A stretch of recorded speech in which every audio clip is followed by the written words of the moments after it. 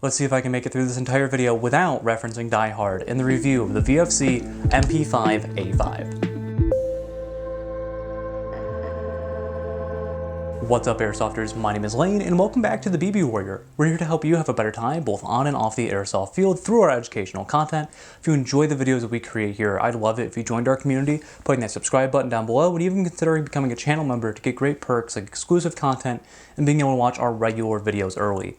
So one of the things that makes me the most excited about this replica from Elite Force in VFC is that we haven't seen a really good MP5 in a while. There's been a lot of competition models out, like Elite Force offers some offerings from Cyma, but there hasn't been anything with a really great gearbox for the more experienced player out there until now. So they do offer two options for this replica. You have the A5 version here, which is going to have the tubular handguard and collapsing stock, but you also have the more traditional A4, which is going to have your MP5 style of kind of triangle handguard and the full stock. Now the nice thing about that one is that it's wired to the back, whereas this one is in the handguard up here. But overall, on the inside, they are the complete same. We'll get into that in a moment. But first, let's take a look at the externals of this, because I feel like that's one of the places that VFC has always excelled.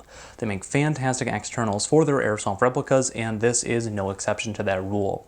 So the lower receiver on this, just like the real one, is going to be made out of an incredibly high quality polymer. As you can see on there, you have three options. You have safe, semi-automatic, and full automatic fire. There's no burst on either the A5 or the A4 model from VFC. Moving up, you do have a full metal upper receiver, which is nice because it also allows you to use the HK style of claw mount for optics. I have the Elite Force one on here, but you can use real ones as well. And moving up to the handguard, it is compatible with real handguards. So if you want to go with one from Midwest Industries, from Magpul, which is one that I personally own, those are available, which is really nice because most MP5s on the market are off-spec enough where they don't use real steel parts. You have to use airsoft ones. But to the best of my knowledge, VFC is the only company that makes an AEG for the MP5 that is compatible with real accessories. But overall, it's a very simple replica of the SMG. I mean, the MP5, it's a classic design. It's been around for, what, 50 years or so? There's not really any way that you can go wrong, and I really like the A5 because it's a little bit more modernized with this new handguard, which is great for batteries. Like I said, this one in particular, batteries go up here, and because of this, I would highly recommend using a LiPo just because they are smaller and pack a little bit more energy than your standard nickel metal hydrate battery. But overall, the battery space on this is not terrible at all. Unlike the MP5K that Elite Force currently offers, it can be a little bit tricky to get a battery in that one. And then if you have the A4 with the full stock, you have nothing to worry about in terms of battery space. Now, I know one of the questions I'm going to get asked, because it's an MP5, well, how's the HK slap? And honestly,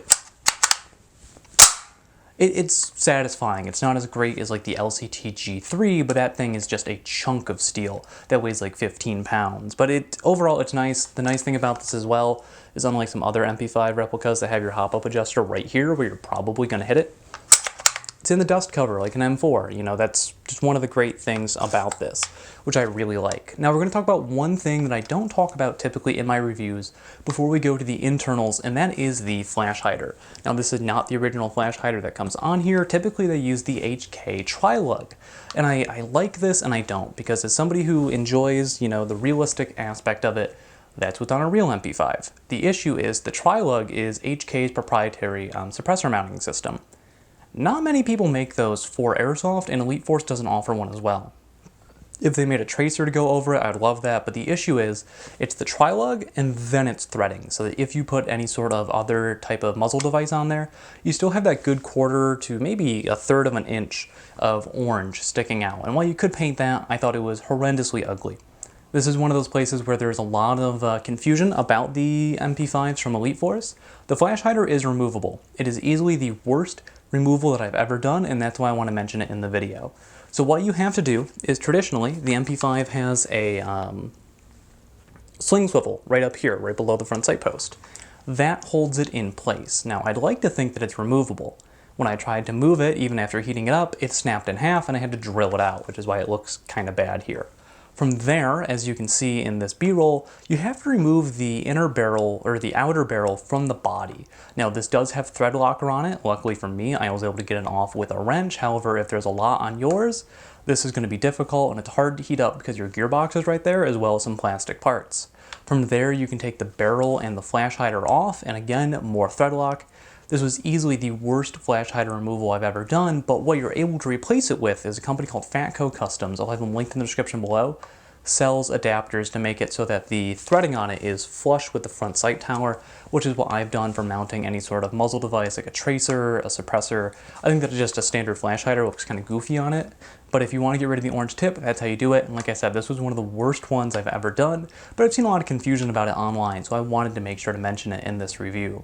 But overall, I think that this is a fantastic airsoft gun. On the inside, you're going to have the VFC Avalon gearbox, which is a very proven system at this point, especially here in the United States. It's one of the most popular options that you have there for the $300 and up range of AEGs. Earlier this year, I said that's one of, if not the best airsoft gun that you can buy out of the box, and I'm really happy that Elite Force and VFC brought this to market, because like I said, there's a lot of cheap MP5s out there, ones that just aren't that great, and the Avalon gearbox is fantastic. You know, you're going to be shooting in that 370 to 380, so this is definitely outdoor range out of the box. However, they do have a quickish change spring system like a lot of the new modern gearboxes have, so if you want to take this indoor, it shouldn't require too much tech work. But overall, it's a nice snappy gun, especially if you throw an 11-1 in here, it's going to be great. I would definitely recommend, if you want to get a really nice airsoft gun, upgrading the MOSFET, maybe putting a better motor in there. I feel like that's something that VFC can always improve upon. But for its price range, I think that it's fantastic out of the box, and you'll be incredibly happy with it. It does come with a high cap magazine, excuse me. If you want to use mid caps, the Elite Force mid caps are the easiest, and they're also made by the same company, so they're easy to acquire. They work fantastically, even with some heavier weight BBs. But overall, I think that this is definitely a solid pick. If you're looking for something different than an M4, different than an AK, this is definitely the way to go. Despite being a small gun, this is incredibly well built. You know, for the size that this is, it is the same weight as my VFC Mark 18, which is, you know, like a full-length M4. They are the same weight. This is definitely not a lightweight gun in any sense of the word. It's kind of what I was expecting it to be, but this is kind of a brick, but an incredibly well-built one.